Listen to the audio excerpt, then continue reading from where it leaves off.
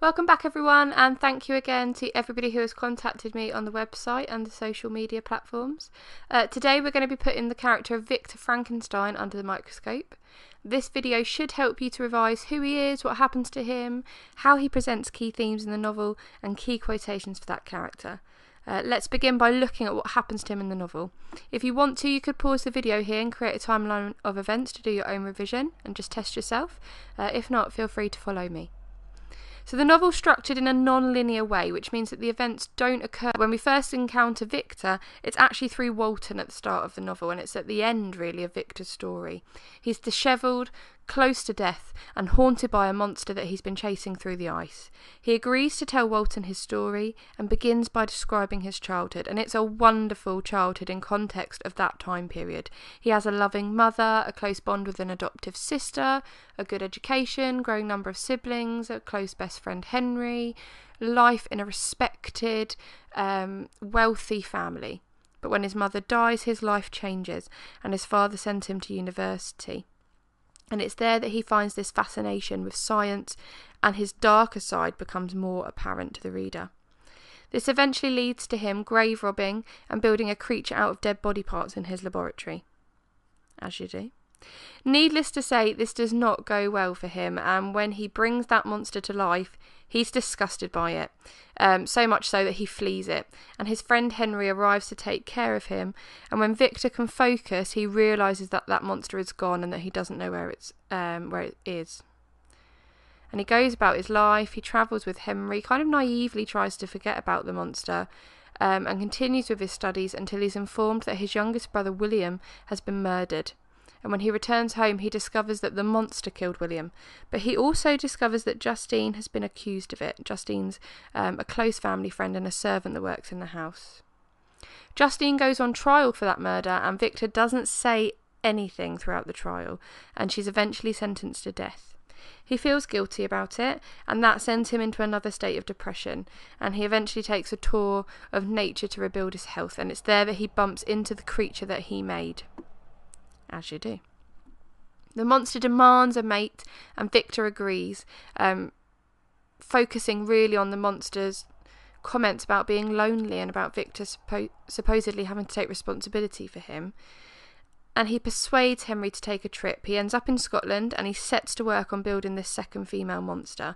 But at that time, his mind changes about his work, and he becomes worried about it. Whilst he's building it, he starts to think about it destroying further lives, and him not really understanding what he's creating. He destroys it, tells the monster that he won't build one, and the monster swears to return on his wedding night. So Victor takes the body parts for the second monster, rows out into the sea to dump them in the water, but he gets caught up in a storm and is swept away. And when Victor returns to land, he realises that he's ended up in Ireland, and it's there that he's arrested for the murder of his close friend Henry. He becomes ill in prison, but he's eventually released, and he returns home and marries Elizabeth. And on their wedding night, he remembers the comments that the monster made about returning. He becomes paranoid, sets out to defend himself, but whilst doing so, he leaves Elizabeth unattended, and it's at that point that the monster kills Elizabeth whilst he's gone. His father then dies, and left alone, Victor decides to take revenge and devote his life to finding the monster and destroying it. He chases it through the Arctic, and it's then that he gets found by Walton, and we return to that scene where Victor dies, and Walton informs the reader of that death and the comments that Victor made about regretting his actions just before he passed away. Which themes does he link to in the novel? The theme of nature versus nurture.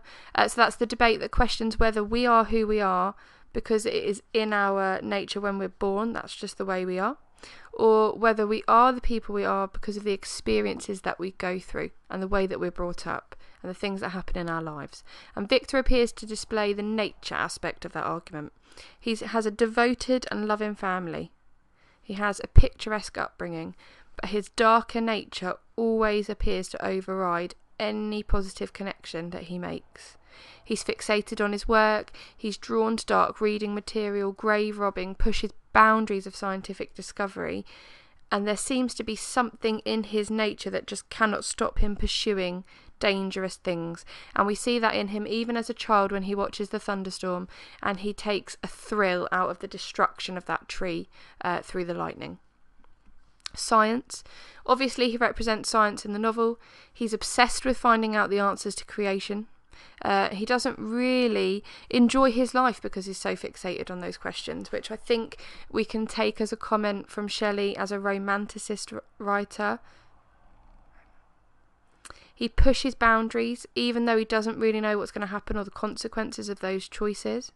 And the reader could definitely regard that as Shelley's commentary on scientific investigations at that time. Do they really understand their own work and the dangers of it? Ambition and arrogance. The text is didactic, meaning that it's teaching us a lesson, a moral lesson.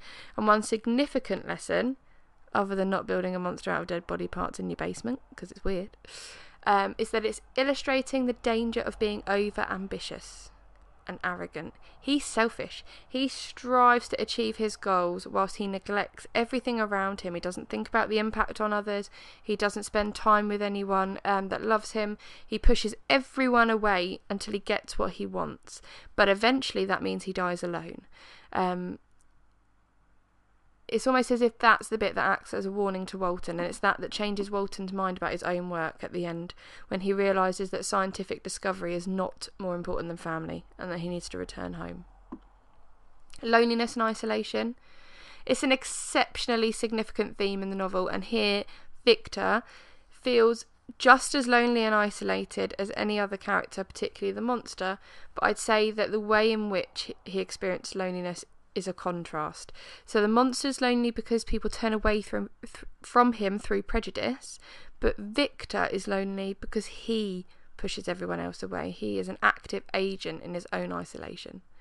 And this forces the reader to question his choices and conclude that family is more important. It could be interpreted as Shelley's sign of her feelings about Victorian society. Is she putting forward the idea that all members of Victorian society are predominantly lonely? That's for you to decide. It might be an interesting thing to consider when bearing in mind it's a Victorian text, which is a time where Victoria and Albert and the kind of perfect family is a big focus for society. So quite interesting for her to perhaps be suggesting that actually we're all just really lonely. Key quotations for that character are: I had a temper. What had been the study and desire of the wisest men since the creation of the world was now within my grasp. A train of reflection occurred to me, which led me to consider the effects of what I was now doing. And farewell, Walton. Seek happiness in tranquillity and avoid ambition. If you are pushing for the higher grades, you might also think about the comment that she makes at the beginning of the novel, where she references it as the modern Prometheus. So my kind of homework to you would be to research Prometheus and to think about how Prometheus and Victor are similar, why she made that connection. As always, thank you for watching. If you'd like to head over to my website for any more tips on your revision, it's www.mrshillrevision.co.uk, and I hope to see you again next time. Thank you.